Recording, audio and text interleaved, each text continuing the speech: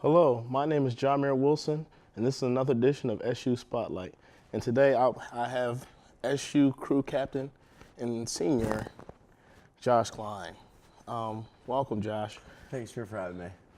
Okay, so my first question is, you're getting ready to throw in your cap and gown. So what's your biggest takeaway from your crew career? Definitely, you always have to be resilient. You have to always want to get better, and you almost have to always keep your eye on your competition, but also use that as motivation at the same time. You have to know that at the end of the day, things always work out for a reason, and that you can never really get satisfied. Whether if you come in first place at a race or you come in last, you just got to use it as fuel to know that you could be even better, and knowing that at the end of the day, you just got to be able to trust the process at the end of the day, that once you put in all that work, and if you do what you need to do to be successful, that it's going to all work out. Good point, all good points. Now, going off of that, what is your biggest takeaway from Coach Gross? I really like our coach a lot. He's our full-time coach, Coach Jim, and he's just been really instrumental in my development as a person on and off the water. He's constantly tried to humble myself as well as the team, and he's just done a great job just keeping everybody in line. And he's always been there when he's almost been like your parent away from home, where he's just real wise. He's able to instruct us. He's been a great mentor. And he always kind of knows what to say, and he knows how to bring out the best in each one of us. And he also has just echoed the point of just constantly try to get better, that you can't really stay the same. You either get better or you get worse at the end of the day, and he just wants us to give it our all, and he's really happy. Even, if certain big races, if we don't medal, as long as we gave it our all and we had a good race overall and we did what we were supposed to do on our end, he's really proud of us, and he's really been an instrumental role in kind of my time here at Susquehanna and how I look at things, and then two, just I can't imagine rowing or being a part of any program without him really being at the helm. Awesome.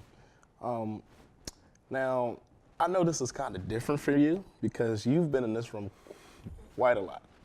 And could you talk about what you like about interviewing others? I love really hearing their story and kind of understanding what either drew them to Susquehanna, what goes through their mind at times, kind of just the ins and outs of kind of understanding who they are at the end of the day. Yeah, we understand their accolades. We'll understand if they score a lot of goals or if they put up a lot of numbers, but also kind of understanding the backstory of what do they want to do once they graduate Susquehanna, what drew them to come here, kind of what are their interests outside, what do they use for motivation.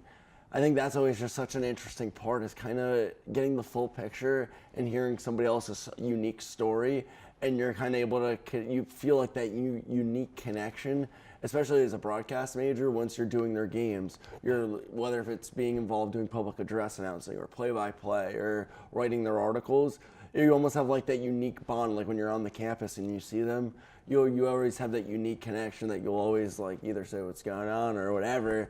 You always have that unique bond with one another. Now that's a perfect transition actually to my next question. You have so much valuable experience in sports media here, and your broadcasting and doing play-by-play and all different types of stuff. What piece of advice would you give to people up and coming now that you're a senior?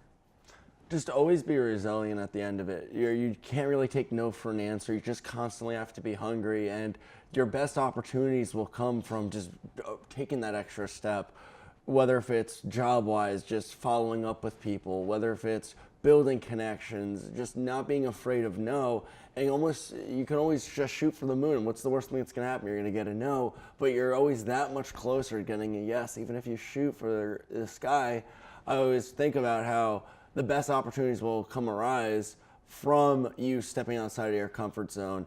And whether if it's you learning something new that potentially you might want to go into as a career, that all comes about from stepping outside that zone that you're used to. And that's when as the best things come from, is just, you can't just never be okay with just doing your normal stuff. It's trying to constantly get better, constantly networking with people, constantly just trying to take the next step forward. Good. So now let's shift back to your crew season. So you have 2 races left on the season. Are there any goals that you've set for yourself and or the team? And if so, could you talk about them?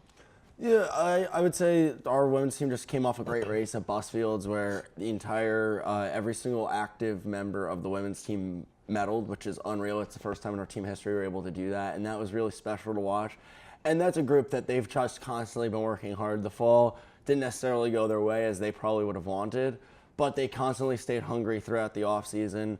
We had one of our novice women actually go up on the second all-time for novice for 2,000 meters. And she and the rest of the novice and varsity have just constantly been really working really hard, doing all their workouts. They've been just trying to, and we have a unique bond this year, which that can't be understated. We have this unique camaraderie and this unique vibe. We've been able to feel it really since spring break that we have something special brewing, and we knew that. And our first race was in, it was Murphy Cup, but it was supposed to be in Philadelphia. It ended up getting moved to New Jersey. And the water conditions were terrible, but you could see how each member of the team fought for one another, and that was just a really special thing to see. And then knowing at Busfield that we had to do our job, and this is where we usually will take in a lot of medals. And again, women's side, they were able to do that. And on the men's side, our novice 4 really showed a lot of promise. They're showing that they're starting to get it together. And our boat, we were in a neck-and-neck finish at the end against 2 Division I programs, which was tough, and yet we only lost by about 2 seconds, which is not too much. But knowing that it came down to a photo finish and knowing that we're going to be seeing these teams again at our Mid-Atlantic Championship, so it would pretty much just be, we just have to keep putting in the work, and we're going to be able to buckle down and realize that we can do this, we can go to finals, and we can exceed in finals, and just keep leading the way that we've been doing it. Now, you talked about the bond that you built as a team. Yeah.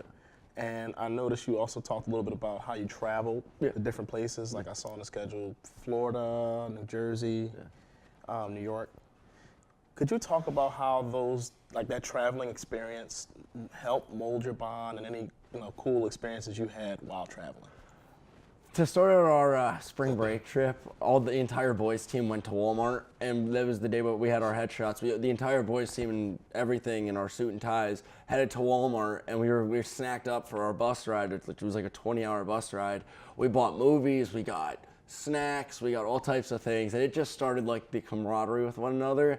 And then on the girls' side, they've done multiple events there. But then while we were on spring break, we started really incorporating watching film into and each day's rowing, and we would kind of sit down, and especially with the younger kids, we would start looking at asking them, once we gave them what we were seeing throughout the weeks, they started being able to tell us what they were noticing, and they were just getting so drastically better. They were really starting to become like a student of the game, and their hunger for knowledge just increased, and it was such a special thing to watch. And I would say and then looking again at Busfield, it was just a great thing to watch. Just all the girls just excelling and just being a part of history, and knowing that up against schools like Binghamton, like Stony Brook, Skidmore College, Scranton, we were dominating all of these schools like it was nothing. And it was special to be a part of. We, I think, brought in like 6 medals, which is unbelievable. And overall points wise, we came out the top of the entire regatta. So that was really, really cool.